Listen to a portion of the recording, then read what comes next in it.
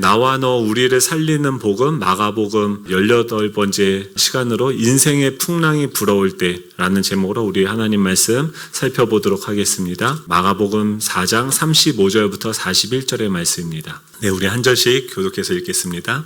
그날 저물 때 제자들에게 이르시되 우리가 저편으로 건너가자 하시니 그들이 무리를 떠나 예수를 배에 계신 그대로 모시고 가매 다른 배들도 함께 하더니 큰 광풍이 일어나며 물결이 배에 부딪혀 들어와 배에 가득하게 되었더라.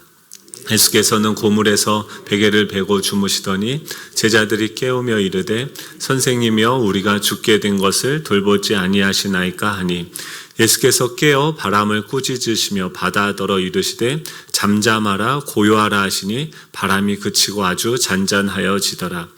이에 제자들에게 이르시되 어찌하여 이렇게 무서워하느냐 너희가 어찌 믿음이 없느냐 하시니 같이 읽습니다. 그들이 심히 두려워하여 서로 말하되 그가 누구이기에 바람과 바다도 순종하는가 하였더라. 아멘. 우리 좌우에 계신 분들과 이렇게 인사하면 좋겠습니다. 하나님께서 함께 하십니다. 네, 잘 되고 있습니다.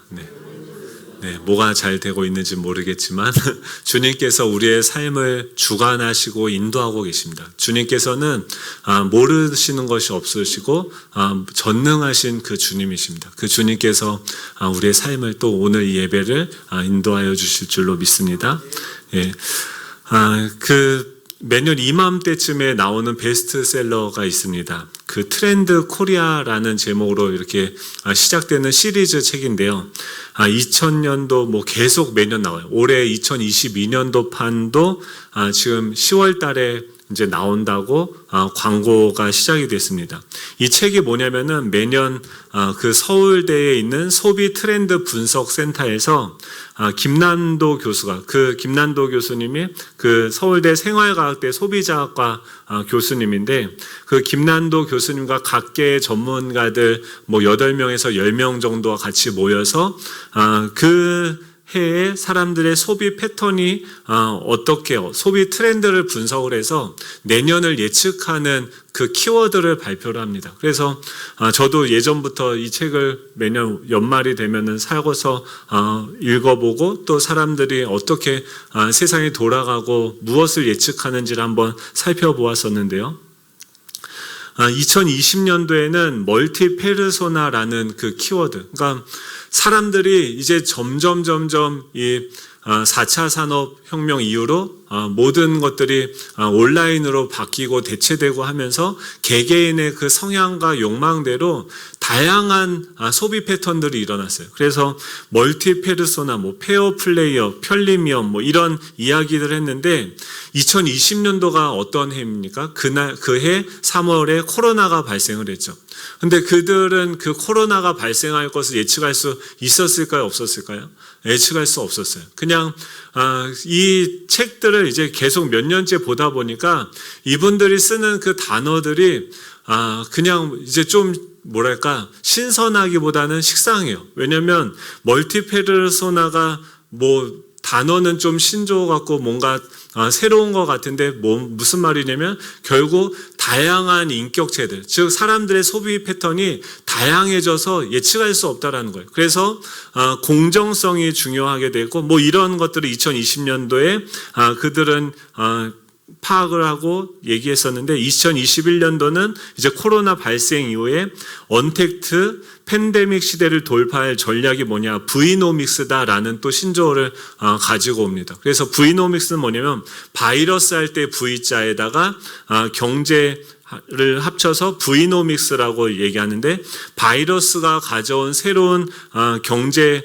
상황이다라고 하는데 그때는 뭘 해야 되냐면 피보팅이 중요하다. 피보팅이 뭐냐면 운동할 때 공격수가 공을 가지고선 한쪽 발을 축으로 해놓고 나머지 한쪽 발을 계속 옮겨 다니면서 왼쪽으로 오른쪽으로 공격할 수 있는 자세를 순식간에 그 상황에 따라 확 바꿀 수 있도록 하는 것이 피버팅인데 그것이 중요하다라고 얘기했어요. 한마디로 뭐냐면 지금 어떤 변화가 있을지 모르니까 빠르게 잘 대처해야 된다라고 얘기를 하는 거죠. 2022년도는 주제가 더 모호합니다. 삶을 삶은 어떻게든 방법을 찾아낸다. 예전에는 점점 예측하는 키워드가 명확했다고 한다면 시간이 지날수록 이제 예측할 수 없는, 올해는 삶은 어떻게든 방법을 찾아낸다라고 얘기하는데 그냥 알아서 찾아낸다, 알아서 살 수 있다라는 말이겠죠.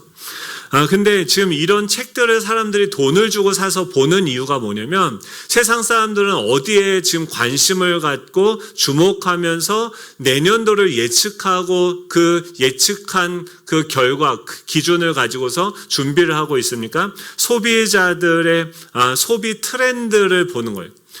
세상 사람들은 다 관심이 온통 어디에 있습니까? 돈에 있는 거예요. 돈을 어떻게 버느냐, 돈을 어떻게 내가 더 취할 수 있는가, 어떻게 이익을 가질 수 있는가, 돈을 어떻게 하면 벌 수 있습니까? 사람들의 주머니가, 사람들의 지갑이 어디, 언제 열리는지를 보면은, 사람들이 그 소비 트렌드를 읽어서, 내년도에 이렇게, 사람들이 여기에다 돈을 쓰니까 우리가 이곳에서 돈을 얻을 수 있는 것들을 준비해야 된다라고 이야기를 하는 거죠.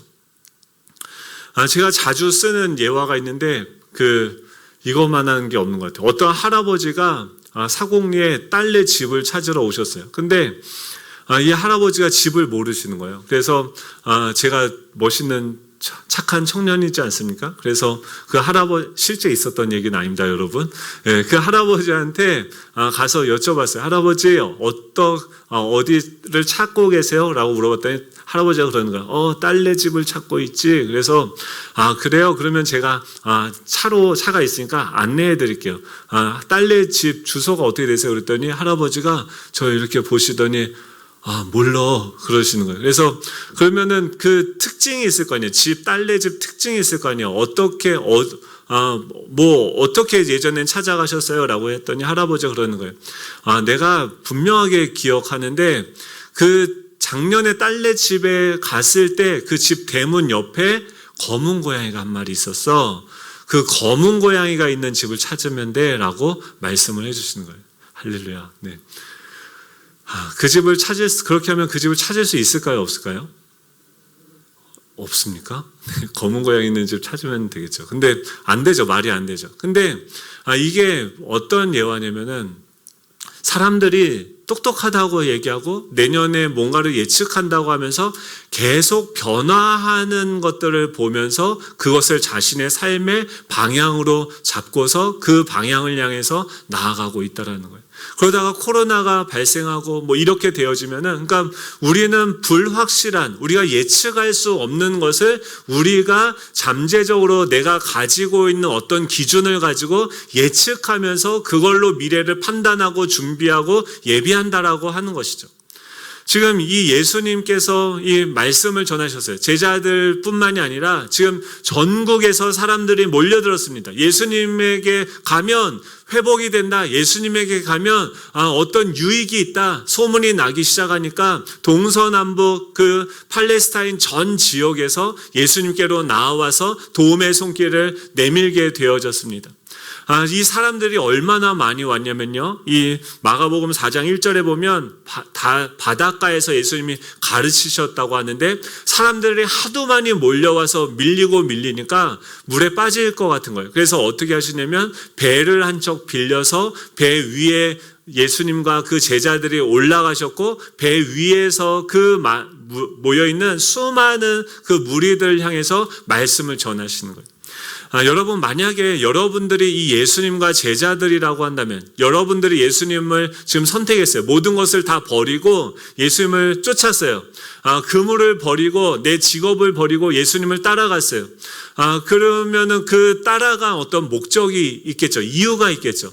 근데 그 따라가고 모든 걸 투자했는데 그 결과가 지금 어떻게 주어지냐면 대박인 거예요. 사람들이 다 몰려들고 너무 사람들이 많이 몰려들어서 예수님이 너무 유명해져서 이제 배를 빌려서 배 위에서 말씀을 전해야 할 수밖에 없는 이 상황이 되어진 거죠. 이제 예수님 말씀 한마디면 이 사람들은요 다 움직이고 변화돼서 이 로마 안에서 쿠데타를 일으키고 이 정치 권력들을 바꾸고 이 사회를 변혁할 수 있는 그런 기회도 지금 얻게 되어진 것입니다. 근데 지금 예수님 그 제자들의 마음은 겠습니까? 점점 그 기대감, 내가 정말 괜찮은 곳에 투자했구나, 예수님을 따라오길 잘했구나 라고 생각을 하고 있던 그 시점에 예수님께서 하나님의 나라는 그런 것이 아니야. 이렇게 사람들 많이 모인다고 하나님의 나라가 확장되는 게 아니야. 여기에는 돌밭도 있고 길가도 있고 가시도 있고 이 좋은 땅도 있는데, 이렇게 사람들이 많이 있지만 하나님의 나라는 하나님의 말씀에 반응하는 그 몇 사람의 좋은 땅을 통해서 성장하는 거야. 그것이 비록 겨자씨와 같이 작을지 모르지만 또 세상의 사람들이 보기에는 어떻게 이것이 성장하는지 보여지지 않아. 지금 그들 눈앞에 보여지는 성장들은요, 눈에 보이는 성장이고 너무나도 놀라울 만한 그런 상황들이었습니다. 그런데 예수님은 그것과 전혀 다른 방식으로 하나님의 나라는 펼쳐진다라고 얘기하는 거예요.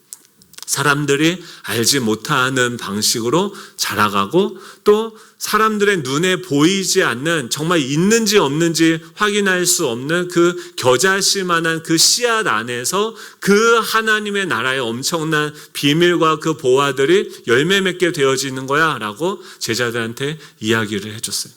그리고 나서 뭐라고 얘기하면, 저녁이 돼서, 오늘 35절이죠. 35절 제가 읽어보겠습니다. 그날 저물 때 제자들에게 이르시되 우리가 저편으로 건너가자라고 주님께서 말씀하세요. 이제 그날이 다 저물고 이제 제자들에게 다 이 하나님의 나라의 비밀을 가르쳐 주셨어요. 그리고 나서 이 하나님의 나라는요, 수많은 다수 무리들을 통해서 확장되는 것이 아니라 소수의 그 제자들을 통해서 세워지는 것이다라는 것을 말씀하시고, 지금 이 무리들이 엄청나게 많은 사람들의 자신을 따라오는데 불구하고 예수님은 이곳을 떠나서 저쪽, 우리가 저편으로 건너가자라고 말씀을 하시는 거예요. 여러분들에게 만약에 주님께서 지금 주님이랑 함께 하는데 그런 거죠. 만약에 교회를 제가 세운다고 한다면, 우리 교회가 만약에 이사를 가고 아니면 새롭게 교회를 세운다고 하면 여러분 어떤 장소에다 교회를 얻겠습니까? 사람들이 많이 모이는 데로 세웁니까? 안 모이는 데 세웁니까? 길 가다가 잘 보이는 데 세우십니까? 안 보이는 데 세웁니까? 우리 교회는요, 부흥하기 최적의 조건을 가지고 있습니다. 사람들이 여기를 설명해 주지 않으면 잘 모르더라고요. 길에서도 안 보여요. 숲을 지나서 들어와야지 보이는데 이런 데 교회가 있었냐고 다들 얘기해 주시는데, 교회를 세운다고 한다면 인간적인 생각으로는 어떻게 하냐면, 사람들이 다 보이고 어디서나 잘 보이는 그런 곳에다 교회를 세우겠죠. 근데 예수님은 그것과 정반대로 사람들이 보이지 않는, 그러니까 호수 저편으로 건너가자고 하는데 거기 가면 뭐가 있을까요? 더 많은 사람들이 몰려들까요? 지금 그곳으로 가보니까 거긴 거라사 지역입니다. 이 팔레스타인 지역에서 벗어나서 이방인들이 살고 있다라고 하는, 그러니까 이스라엘 사람들이 생각하기에 가장 후지고 주목되어지지 않는 그런 동네가 그 거라사 지역인데, 그곳에서도 한 사람이 거기에 있는 거예요. 근데 그 한 사람이 지금 어떻게 되냐면, 귀신이 들려서, 군대 귀신이 들려서 그 사람들의 무리에서 섞여서 어울려서 살아가지도 못하고, 지금 그 사람들한테 쫓겨난 채로 동네 어귀에서 동네 속에, 그 사람들 사회 속에 들어가지도 못하고, 거기서 자신의 태어남, 자신의 생일을 저주하면서 내가 왜 태어났을까? 그냥 차라리 태어나지 않았으면 좋았을 텐데 라고 생각하면서 자신의 몸을 해하고 있는 그 한 영혼을 향해서 나가는 거예요. 여러분, 우리가 생각하기에는 이 많은 무리를 전도하고 뭔가 해서 이것이 하나님의 나라가 빨리 확장되어질 것 같은데, 예수님은 그 생명을 가지고 사람들이 주목하지도 않고 사람들에게도 같이 더불어 살 수도 없는 그 소외되어져 있는 그 한 영혼을 향해서 이 바다를 건너서, 이 호수를 건너서 가시는 거예요. 여러분, 제자들은 어땠을까요? 그 수많은 사람들, 그 마태복음 14장에 보면 그 오병이어의 기적을 베풀고 나서도 지금 이때와 다른 상황인데, 예수님이 그런 상황이 여러 번이었어요. 예수님은 사람들이 많이 몰려오면 그 사람들을 가지고 열광하고 기뻐하는 것이 아니라 그 사람들을 놔두고 따로 제자들이 그들에게 물들지 않게 하기 위해서 다른 곳으로 데려가시고 그 제자들을 위해서 기도하시는 일을 하셨어요. 예수님께서 뭐라고 말씀해요? 우리가 저편으로 건너가자라고 말씀하셨는데 그 말씀이 이 제자들한테 어떻게 됐을까요? 풍랑을 일으키는 거예요. 여러분, 예수님의 말씀이 우리에게 주어진다면 예수님은 어디 관심이 있습니까? 예수님도 좀 돈에 관심이 있으면 참 좋을 텐데요. 예수님은 어디 관심이 있어요? 사람에게 관심이 있어요. 나한테 좀 유익이 되는 데 관심이 있으면 좋겠는데 하나님은 내가 헌신해야 되는 데 관심이 있어요. 주님, 저도 지금 힘들어 죽겠는데 가서 또 저 사람을 돕고 섬기는 곳으로 가라고요? 주여. 그러면서 뭐가 올라옵니까? 속에서 부글부글. 말씀을 읽고 예수님 우리에게 말씀해 주십시오라고 하면은 예수님이 처녀 마리아에게 와서 너에게 생명이 있을 것이다 라고 얘기해요. 아직 나 시집도 안 갔고 결혼도 안 했는데 오셔서 한다는 말씀이 뭐냐면 처녀한테 너의 몸에서 아기가 이게 말입니까? 밤입니까? 그러니까 하나님의 말씀이 우리 가운데 들려질 때 우리는 어떻게 합니까? 하나님 말씀만 하세요. 제가 순종하겠습니다 라고 나아가지만 그 말씀이 우리에게 들여왔을 때 길가로 또 가시떨기로 또 그 바위로 그 말씀을 계속 튕겨내고 선별적으로 내가 익숙하고 내가 듣고 싶은 말씀만 먹고 싶은 말씀만 우리는 먹는데 너무나도 익숙해져 있죠. 예수님의 말씀에 어쩔 수 없이 순종해서 그들은 바다로 나아갑니다. 이 바다로 건너가면은 지금 이 예수님의 말씀, 지금 이렇게 앞에 정말 아름답고 유혹이 될 만한 그런 좋은 것들이 있는데 그것들을 놔두고 하나님의 말씀에 순종하면 어떤 결말이 있어야 될까요? 좋은 결말이 있어야 될까요? 나쁜 결말이 있어야 될까요? 당연히 이런 것들을 포기하고 하나님의 말씀에 순종하면 좋은 일들이 우리 앞에 펼쳐져야 되겠죠. 그런데 그들을 맞이하는 것은 무엇입니까? 36절, 37절입니다. 같이 한번 읽어볼까요? 36절, 37절입니다. 시작. 그들이 무리를 떠나 예수를 배에 계신 그대로 모시고 가매 다른 배들도 함께 하더니 큰 광풍이 일어나며 물결이 배에 부딪혀 들어와 배에 가득하게 되었더라.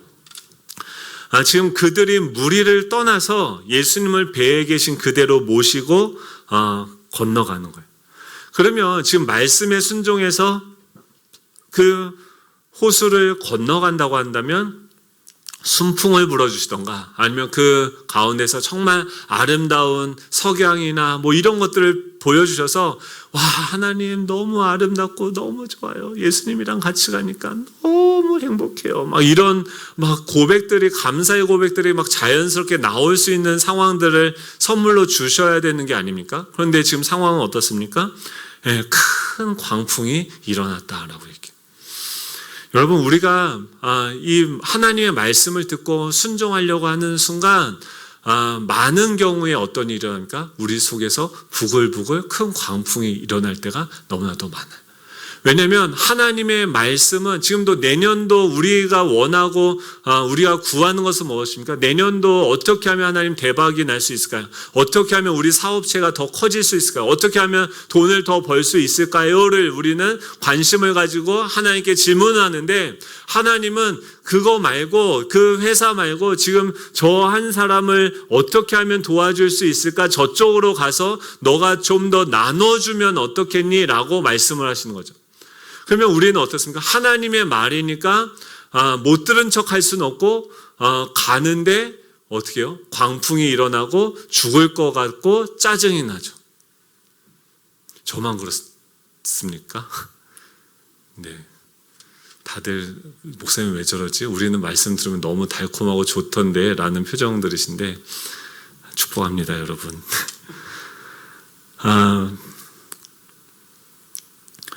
네. 그렇죠. 네. 분명히 예수님의 말씀을 따라가며 하나님의 뜻인 줄 알고 시작을 합니다. 근데 그런 거죠. 저희가 이 지역에 이제 와서 기도를 하면서 보니까 여기에 뭐가 있으면 외국인들이 되게 많아요. 요 앞에 이렇게 사국사거리에서 왼쪽으로 올라가면은 뭐 개미인력 아침에 버스가 막 몇 대 서서 6시 반에 거기 가면은 태국인들이 한 300명이 모인대요. 출퇴근하기 위해서. 그리고 그 밑에 내려가면 빌라촌이 있는데 다 외국인들이래요. 여기 오니까 외국인들이 많더라고요. 그래서 저희가 어떤 기도했냐면 외국인들이 보이니까 외국인들을 어떻게 하면 섬길 수 있을까요? 좋은 마음이죠. 이거 하나님이 외국인들을 나그네들 섬기면 좋아하실까요? 싫어하실까요? 좋아하시죠. 그래서 그런 선한 계획을 가지고요. 저희가 이 지역에 여기까지 외국인은 차가 없으니까 오기가 어려우니까 저 시내 쪽에다가 공간을 하나 얻어서 그 외국인들을 섬기는 그런 사역들을 좀 하자라고 기도하고 했던 시간들이 있었습니다. 그런데 그런 이야기를 듣고서 서울에서 있는 어떤 분이 그 비전을 듣고 헌금을 해주셨는데 얼마를 해주셨냐면 1,000만 원을 헌금해 주셨어요. 전혀 안 놀라시죠? 네. 요새 1,000만 원은 돈도 아니에요. 뭐 다 하루 아침 지나면 막 억씩 막 올라가는데 여러분 그래도 1,000만 원 큰 돈입니다, 여러분. 반응을 좀 해주십시오. 그래서 그 1,000만 원을 헌금을 해주셨어요. 그래서 그걸로 이제 장소를 얻으려고 했는데 그 공간을 저희 보니까 좀 싸 보이는 집이 있더라고요. 그래서 가게가 나서 거기를 얻으면 위치도 좋고 그 마을로 가는 통로이기 때문에 거기를 얻어야겠다 하고 눈으로 찍어놓고 이제 운영팀에 얘기하려고 하는데 어떤 분이 벌써 인테리어가 들어갔더라고요. 그래서 너무 속상해가지고 있었는데 거기에 나중에 보니까 그 발 안에 있는 그 외국인 직업 노동 훈련센터가 있어요. 그게 글로 이사를 왔어요. 그래서 너무 신기해가지고 거기 개업할 때 가서 이제 인사를 드렸는데 러시아 교회를 만나게 됐습니다. 지금 러시아 교회가 매주 주일마다 오후 2시에 와서 같이 예배를 드리고 있거든요. 이 중고등부실에서 예배를 드리고 있거든요. 보니까 하나님께서 이미 다 그 외국인들을 위해서 사람들을 세우고 그 일들을 이미 하고 계시는 거예요. 여러분, 우리가 분명하게 알아야 되는 건 우리가 예측하고 우리가 내년도에 무엇을 해야 되는가 생각할 때 숟가락을 잘 얹으셔야 돼요. 그러니까 하나님께서 지금 관심 있고 하나님께서 하시고자 하는 일들이 있는 거예요. 하나님이 세상의 주인이시고 하나님께서 이 땅을 지금도 다스리고 계시다고 한다면 그 하나님이 어디에 관심을 가지고 어떤 일을 하고 계시는지를 바라보시고 거기에 숟가락을 얹어야 되는 거죠. 그런데 저희가 그 숟가락을 얹으려고 했단 말이에요. 그래서 하려고 했는데 그 외국인 교회, 제가 뭐 러시아 말을 할 수 있는 것도 아니고 이미 그 교회들이 개척이 돼서 운영이 되는 걸 보고 장소를 넘겨드렸어요. 그러면은 이제 공간을 얻어야 됩니까? 안 얻어야 됩니까? 안 얻어도 되는 거죠. 그러면 1,000만 원 어떻게 됩니까? 그래서 고민이었어요. 여러분, 제가 살이 빠졌을까요? 안 빠졌을까요? 안 빠졌습니다. 네. 스트레스 받으면 전 먹는 스타일이라. 아무튼 그래서 그 1,000만 원을 어떻게 해야 되는지 계속 고민했는데 지난번에 이제 장소 때문에 그 새로운 장소를 얻는데 1,000만 원이 딱 모자란 거예요. 그래서 사람이 간사한 게 그 1,000만 원을 목적 헌금이니까 헌금을 하신 분의 목적에 맞게 헌금을 사용을 해야 되죠. 그게 하나님의 뜻이겠죠. 그리고 하나님이 그것을 위해서 일하고 계시겠죠. 근데 중간에 변수들이 생긴 거죠. 그러면은 저는 어떻게 해야 됩니까? 그 목적을 위해서 기도하고 써버리면 되는데 그게 아니라 제 안에 어떤 풍랑이 일어나냐면 그러면 이렇게 잘 되고 있으니까 우리 교회도 돈이 필요하단 말이에요. 우리 다음 세대를 또 세워가야 되는 어떤 사역들이 필요한 거죠. 그래서 그분 제가 성향을 잘 알거든요. 제가 잘 말하면은 그럼 그거를 바꿔서 그렇게 쓰라고 하실까요? 안 하실까요? 충분히 그렇게 하실 거예요. 근데 계속 그 하나님의 뜻, 그때는 이게 하나님의 응답이었다고 하는데 조금 지나서 상황이 바뀌고 여러 가지 문제들이 발생하게 되니까 우리는 어떻게 나한테 이익이 되는 방식으로 그것을 전용해서 쓰려고 하는 그런 마음들, 이게 뭐예요? 제 마음속에 일어난 풍랑이라는 것이죠. 네, 궁금해하실까 봐 지난주에 저희 운영팀에서 그 돈을 원래 주신 목적대로 그 러시아 교회에 이제 그 장소를 얻는 것에 드리기로 했어요. 오늘 재정팀장이 이체를 해주실 겁니다. 할렐루야. 예, 좋지 않습니까? 전혀 아셨습니까? 제가 운영팀원들하고 같이 얘기하면서 너무 놀란 게 한 분도 저는 이렇게 얘기하면은 그거 우리가 쓰지 왜 그 사람들을 줍니까? 라고 얘기하실 줄 알았어요. 그래서 조심스럽게 얘기했는데 아무도 저만 혼자 그랬더라고요. 아무튼 저만 잘하면 됩니다. 저희 교회는. 네. 그랬을 때 우리가 생각보다 우리 하나님의 말씀대로 따라갔을 때 순풍에 돛단 듯이 가는 것보다 지금 어떤 상황이 발생해요? 우리의 욕망과 하나님의 말씀이 충돌하는 그런 광풍이 부는 상황들이 일어날 때가 훨씬 많다라는 것이에요.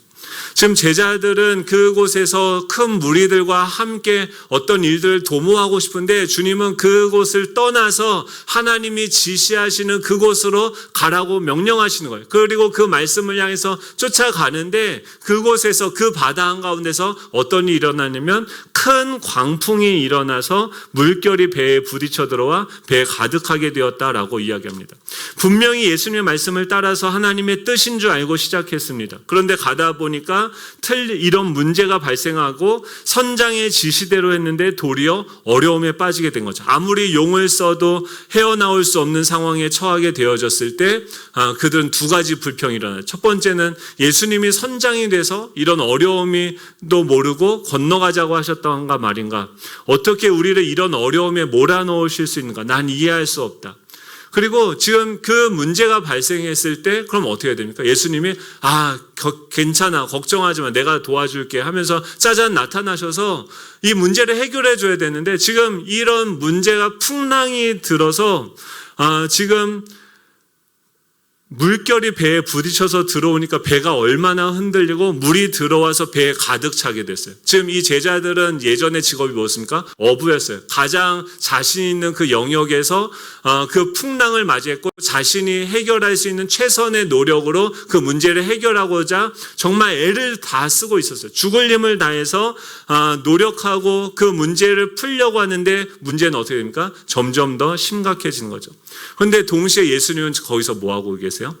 아무것도 하지 않고 내 문제와는 아무런 상관도 없다는 듯이 주무시고 계시는 거죠. 그때 일어나는 게 뭐냐면은 짜증이죠. 여러분 안에 뭔가 이렇게 얘기할 때 우리의 말에 가시가 돋칠 때가 있어요. 짜증이 나고 괜히 아무것도 별일 아닌데 화가 나실 그때 여러분 어떻게 하셔야 됩니까? 일단 침묵을 하십시오.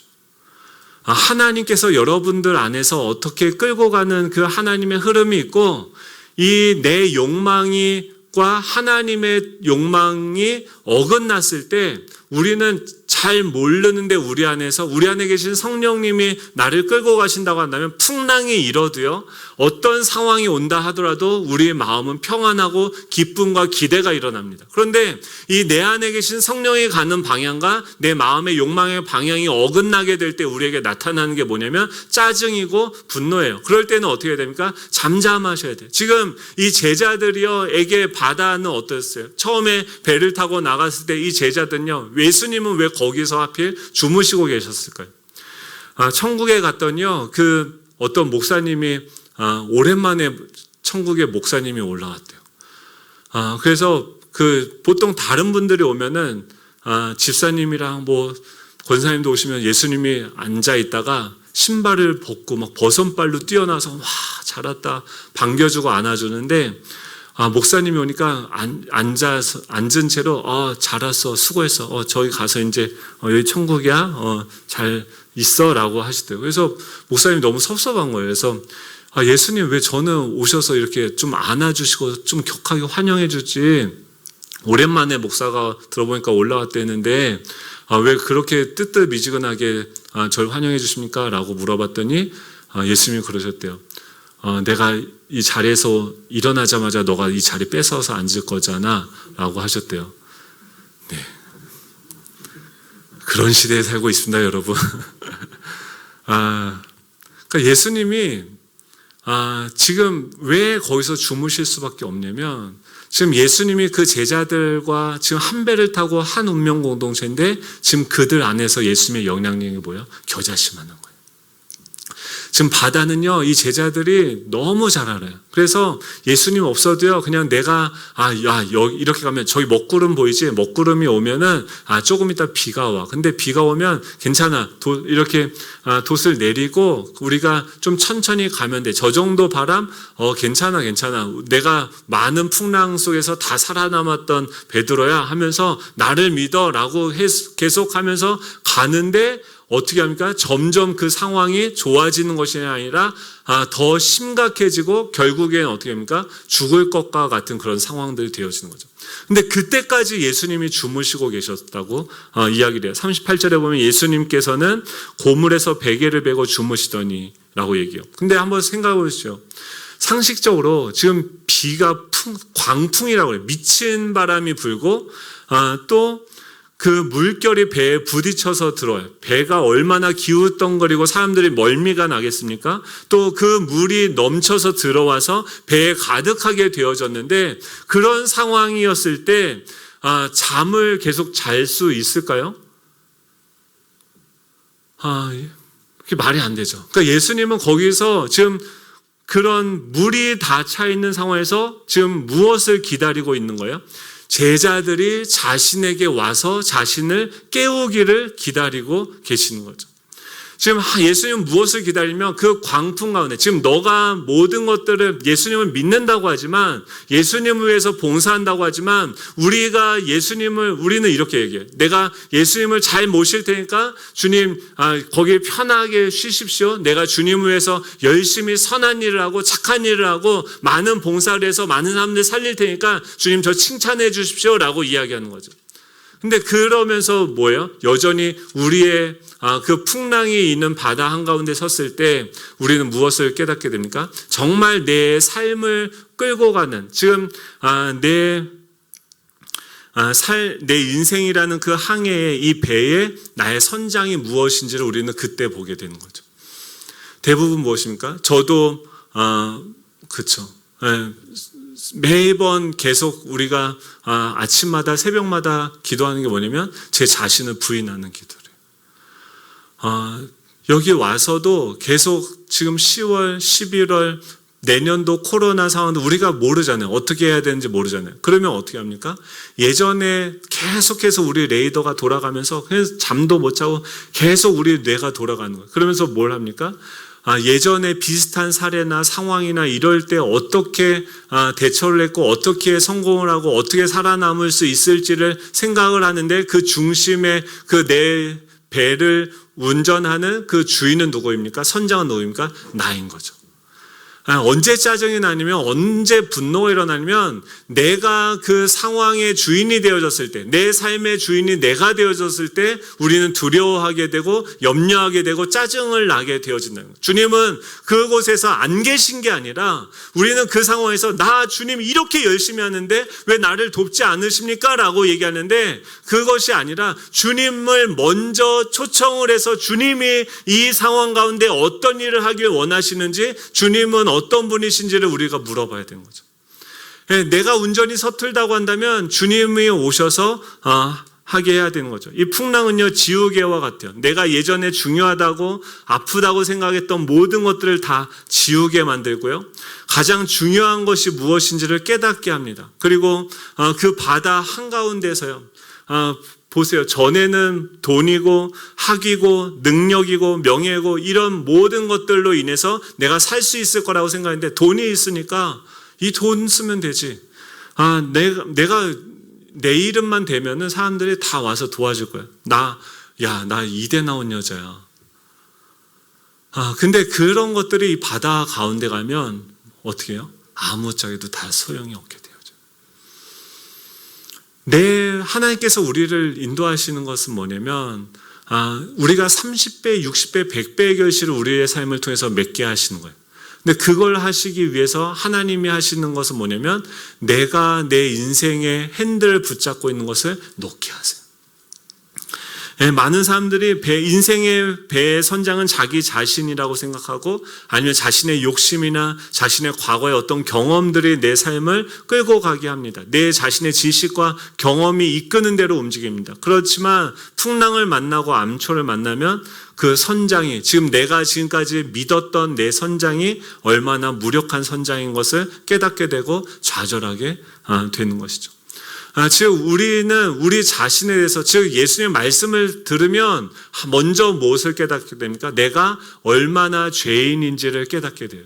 내가 얼마나 무기력한 존재인지를 깨닫게 돼요. 말씀을 쫓아가려고 했을 때 그 말씀을 쫓아갈 때 풍랑이 일어나고 내가 아무것도 아닌 존재라는 것을 먼저 깨닫게 하십니다. 근데 그것은요, 우리로 하여금 망하게 하고 실패하려고 하는 것이 아니라 하나님이 인도하시는 방식이라는 거예요. 그 다음에 무엇을 합니까? 내 무능력, 내 무기력, 내가 할 수 없다라는 것을 깨달아야 우리는 누굴 찾습니까? 주님을 가서 깨우는 거예요.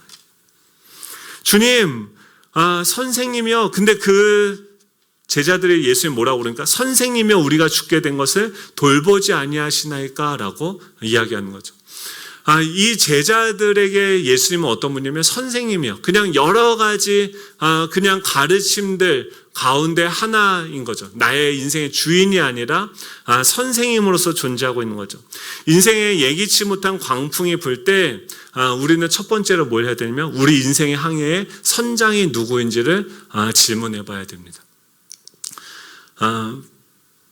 그쵸. 그쵸. 네, 오늘 이 설교의 선장이 주님이시죠. 예수 정황교회로 올 때 처음에 이제 저희 교회가 예수양남교회에 있다가 분립개척을 해서 왔거든요. 근데 담임 목사님이 그런 그 사곡교회에서 같은 노예고 같은 시찰에 이런 교회가 있어 한번 그리고 그 교회 목회자가 필요하다고 해. 그 교회가 어렵다고 해. 그래서 한번 기도해 보라고 말씀하셨어요. 그래서 저는 한 번도 제가 생각했던 그림이 있었어요. 교회에 대한 그림이. 저는 계속 도시에서만 자랐기 때문에 그 청무랑 열무랑 알타리를 구분하지 못하는 존재예요. 그래서 한 번도 이런 걸 생각을 안 해봤는데 일단 그걸 말씀하셔서 기도를 그때부터 했죠. 어쨌든 뭐 저의 주인은 맨날 뭐라고 합니까? 저의 주인은 주님이시다라고 하니까 주님께 묻는 거죠. 근데 기도하자마자 이런 건 즉각적으로 응답하세요. 와이나 하시요. 왜 안 돼 거기는? 그래서 그쵸, 거기도 영혼들이 있고 거기도 복음을 필요한 사람들이 많이 있고 하다는 거예요. 그래서 이곳에 와서 이제 그래서 목사님한테 저는 응답을 받자마자 바로 순종을 하는 편이거든요. 그래서 목사님한테 바로 마음이 바뀔까봐 바로 카톡으로 보내고선 얘기하신 지 그 다음날 바로 토요일날 결혼식 가서 말씀하셨고 주일날 새벽에 제가 바로 답을 갈게요 라고 하고선 이제 그 다음에 이제 여기로 오는데 주여 저녁에 왔거든요. 근데 저녁 7시가 됐는데 가로등이 하나도 없는 거예요. 지금은 요즘은 엄청 차도 많고요. 그때는 저녁 7시만 돼도 사람들이 돌아다니질 않아요. 그래서 우리가 보통 수요예배가 저녁 7시 반인데 사람들이 다 주무시나? 막 걱정이 돼가지고 그럼 이분들이 다 여기서 교회로 올 수 있는 분들이 있을까 하면서 이 동네를 차를 타고 땅밟기를 하면서 기도하면서 돌아다니는데 완전히 와 진짜 캄캄했었습니다. 근데 그때 되게 간단해요. 그런 어떤 하나님의 말씀에 순종해서 가는데 풍랑이 있는 것 같고 너무나도 힘든 것 같은 상황이 생겼을 때 첫 번째로 우리가 질문해야 되는 거냐면 내 인생의 주인이 누구인가? 내 인생을 지금 이끌어가고 있는 그 선장이 누구인가? 그때도 그거 질문하는 거예요. 그럼 누구예요? 예수님이죠. 그럼 예수님이 제 눈에 보이는 건 어둠이고 암흑이고 아무것도 보이지 않는 캄캄함인데 그런 곳에서 지금 내 인생의 선장이 되셔서 인도하시는 분은 누구십니까? 바로 예수님이죠. 그러면 두 번째로 질문하는 건 뭡니까? 그 예수님은 어떤 분이신가? 지금 이 제자들은 그 예수님이 내 인생의 주인이 한 선생님 정도밖에 되어지지 않는 거예요. 그런데 두 번째 질문이요. 지금 41절에 뭐라고 대답하냐면 그들이 심히 두려워하여 서로 말하되 구가 누구이기에 바람과 바다도 순종하는가 하였더라 라고 얘기해요. 두 번째 질문해야 되는 건 뭐냐면 지금 내 인생을 인도하시는 분이 누구이시냐라는 거예요. 지금 예수님이 선생님인 줄 알았는데 지금 제자들이 깜짝 놀라고 심히 두려워했다라고 해요. 왜냐하면 지금 그 선생님을 깨워서 어떻게 해야 됩니까? 지금 당신이 우리로 하여금 배 타고 일로 가자고 해서 지금 죽게 됐는데 지금 잠이 옵니까? 하면서 예수님한테 가서 하소연하러 간 거예요. 근데 그분이 뭐 하냐면 거기서 깨어나셔서 바다를 보시면서 꾸짖으시니까 그 바다가 즉시 잠잠해지고 아주 잔잔해졌다라고 이야기하는 거예요. 그러자 이 제자들은 그냥 하소연하려고 그 예수님한테 나아갔는데 예수님은 어떻게 해요? 한마디로 그 상황을 종료시키시는 거예요. 여러분, 우리의 이 상황들을 왜 하나님이 경험하게 합니까?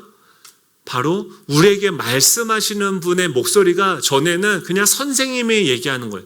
숙제해라, 네 하고 안 하는. 근데 지금 이분은 뭐예요? 그분의 말씀 한마디가 바람과 바다도 순종하게 되어지는 그 말씀 한마디로 이 천지가 창조되어지고 없는 것이 있게 되어지고 이제 바다 건너서 보면 뭐합니까? 야이로의 딸, 죽은 그 야이로의 딸이 다시 살아나게 되고 또 12의 혈루병을 앓는 그 여인이 회복되어지는 역사가 나타나는데 그것을 어떻게 합니까? 주님이 말씀으로 말씀하시니까 그것이 그들 가운데 들어가서 역사하게 되어지는 거죠. 지금 우리 안에 두 가지 커다란 흐름이 있어요. 하나의 커다란 흐름은 뭐냐면 트렌드 코리아를 통해서 사람들의 그 소비 패턴을 통해서 돈의 흐름이 어떻게 가는지를 파악해서 그것으로 내 인생을 30배, 60배, 100배 성장하게 하려고 하는 마음이 있고 또 하나는 아주 세미하게 뭐가 있어요? 이거는 이렇게 큰데 아주 세미하게 우리가 거기 말고 호수 저편으로 가자라고 말씀하시는 예수님의 말씀이 들려지는 거예요. 근데 이 풍랑을 경험하고 나서 뭐가 바뀝니까? 이 세상의 소리가 작아지고 이 세상의 소리는 어떻게 해요? 아주 잠잠해지는 거예요. 내가 두려워하고 내가 걱정하고 염려하고 내가 어떻게 살아가야 되지? 라는 그 생각들 더 이상 길이 없고 캄캄한데 그 주님의 말씀이 들려지는 순간 제가 그 껌껌한 도시를 돌면서 기도하는데 주님이 말씀을 주셨어요. 뭐라고 말씀하시냐면 처음에 제가 청년 때 하나님께서 저를 부르셨던 말씀이에요. 창세기 12장 1절부터 3절에 내가 너를 복이 되게 하겠다라고 말씀하셨어요. 그때 저를 부르셨던 말씀으로 그곳에서 다시 말씀하는데 상황은요 변한 게 하나도 없어요. 근데 그 말씀이 저에게 들려지니까 뭐가 이루어지냐면은 그 말씀이 저에게 실제가 되어지는 거예요. 그리고 이 상황들, 이 도시가 어떻게 보여지냐면 하나님께서 우리에게 차려주신 밥으로, 식탁으로 보여지는 거예요. 하나님이 누구이신지 여러분 질문하시기 바랍니다. 지금 여러분들이 안 된다, 나는 할 수 없다, 나는 절망적이다, 나는 너무 나의 한계를 마주하면서 짜증을 내고 있는, 분노하고 있는 그 상황이 있으십니까? 그 상황을 헤쳐나가고 있는 여러분들의 그 인생의 그 선장은 누구이십니까? 예수 그리스도가 우리 인생의 선장이 되죠. 우리가 해야 되는 건 뭐예요? 주님을 깨워야 돼요. 너무 소리가 작다고 한다면 주님 좀 크게 말씀해 주세요. 주님을 가서 깨우십시오. 그분의 말씀을 들으십시오. 주님 나에게 말씀하여 주십시오. 그대로 되어질 것입니다 라고 주님께 말씀하실 때 주님은 깨어서 우리에게 찾아오셔서 우리의 핸들을 붙잡고 그 바다와 풍랑을 향해서 잠잠하라고 말씀하실 줄로 믿습니다. 문제는 무엇입니까? 핵심은 무엇입니까? 이 믿음이 우리에게 있느냐. 여러분, 이 말씀이 우리에게 있을 때 지금 주님이 광풍이 불어오는데 주님이 뭐라고 말씀하세요? 우리가 저편으로 건너가자라고 얘기했어요. 여러분, 주님이요 우리가 저편으로 건너가자라고 말씀하셨으면요 광풍이 불고 어떤 것이 불어도요 그 말씀은 그대로 되어지는 거예요. 이게 중요한 거예요. 우리의 상황과 우리의 연약함 상관없어요. 우리 하나님은 오히려 너는 할 수 없어. 가장 자신 있는 역에서 가장 무능력한 자신을 마주하게 하면서 내 핸들을 하나님한테 드리게 하는 거예요. 여러분, 짜증나는 그 마음 우리가 바꿀 수 있습니까? 못 바꿔요. 화가 나는 거 바꿀 수 있어요? 못 바꿔요. 세상의 그 유혹과 시험이 우리에게 오는데 그걸 이길 수 있습니까? 우리는 이길 수 없어요. 우리는 거기에 포로되고 중독되고 그거에 끌려다닐 수밖에 없는 연약한 존재예요. 근데 그런 우리에게 주님이 뭐라고요? 우리가 저편으로 건너가자라고 말씀하셨다는 거예요. 그분이 말씀하셨으면 그대로 되어지는 줄 믿으시기 바랍니다. 사도 바울이 로마로 갈 때요, 똑같은 풍랑이 일었어요. 똑같은 풍랑이 일고 죽을 것 같은 그런 상황이 되었는데, 사도 바울 마음속에 뭐가 있었습니까? 너가 로마에 가서도 복음을 전해야 할 것이다 라는 하나님의 말씀이 사도 바울의 마음에 있었어요. 여러분, 여러분들의 그 마음 밭에는 어떤 하나님의 말씀이 있으십니까? 여러분들 2022년도를 지금 준비하고 세워가는데, 저희들 이번 주에 그래서 우리 보약 같이 먹기 원하는 거예요. 하나님이 우리한테 베푸신 그 능력의 지극히 크심이 어떠한지 더 아셔야 돼요. 하나님이 여러분들에게 주신 선물은, 지금 주님이 여러분들에게 찾아오신 것은 단순히 여러분들의 삶을 이렇게 선생님으로서 이렇게 살아야 돼, 저렇게 살아야 돼, 그냥 지도만 해주시는 분이 아니라는 거예요. 그분은 친히 우리 삶 가운데 들어오셔서 우리가 할 수 없는 변화를 일으키시는 분이에요. 내 안에 절대 나는 변화될 수 없고, 이 분노를 다스릴 수 없고, 나는 염려하고 공황장애와 이 우울증과 이 염려 때문에 죽을 것 같은데, 내가 어떻게 이 상황들을 내 학벌로도 내 능력으로도 내 돈으로도 해결할 수 없는데, 그분은 오셔서 그냥 선생님처럼 너 이거 안 했지? 이거 해야 돼, 저거 해야 돼, 이렇게 말씀하시는 분이 아니에요. 오셔서 기다리세요. 뭘 기다리세요? 날 깨워라, 날 찾아라, 두드려라, 찾아라. 내가 너의 인생을 내가 붙잡고 항해해 나갈 거야. 주님께서 오셔서 우리 인생을 향해서 선포하시는 거예요. 잠잠하라, 광풍아 잠잠할지어다, 바다야 잠잠할지어다. 우리 안에 있는 두려움과 두려움과 염려와 이 모든 것을 향해서 주님이 말씀하시는 거예요. 잠잠하라. 그때요, 우리의 마음속에 변화가 일어나요. 우리의 삶에, 우리의 존재에 변화가 일어나는 것입니다. 주님이 이미 말씀하시잖아요. 우리가 저편으로 가자. 여러분, 우리를 향한 하나님의 계획은 하나님의 형상으로 여러분들을 만드셨고, 하나님의 자녀로 이미 여러분들을 찍으셨어요. 끝났어요. 여러분 인생은 더 이상 도망갈 수 없어요. 하나님의 것이 됐어요. 여러분들의 삶은요, 하나님께서 이제 절대 놓아주지 않습니다. 그리고 여러분들의 미래는요, 그 영원한 하나님의 나라를 누리게 될 그 존재로 어떻게든 만들어 가실 거예요. 여러분, 자꾸 그 말씀과 반대되는 방향으로 가려고 하지 마시고요, 주님을 깨우십시오. 주님, 나를 도와주세요. 나를 변화시켜 주세요. 나를 다시금 그 주님의 말씀에 순종하는 그 자리로 나아갈 수 있도록 주님 인도하여 주십시오. 그렇게 할 때 주님께서 어떻게 돼요? 그 배가 호수 저편으로 도착하는 거예요. 사랑하는 성도 여러분, 우리 안에 그 말씀이 있습니다. 내가 너를 내 자녀로 삼았다.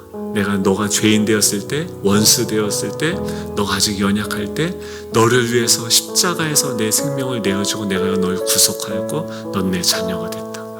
그 말씀이 우리 안에 있습니다. 그렇게 되어진 줄로 믿습니다. 우리 다 같이 일어나셔서 찬양할 텐데, 여러분, 주님이 눈을 비비고 깨셔서 우리에게 말씀하시는 거예요. 야, 이제 됐어. 걱정하지 마. 두려워하지 마. 내가 널 지켜주고 내가 너와 함께 할 거야. 그 주님의 음성이, 그 말씀이 우리 안에 심겨지는 시간 되길 축복합니다. 우리 찬양하겠습니다.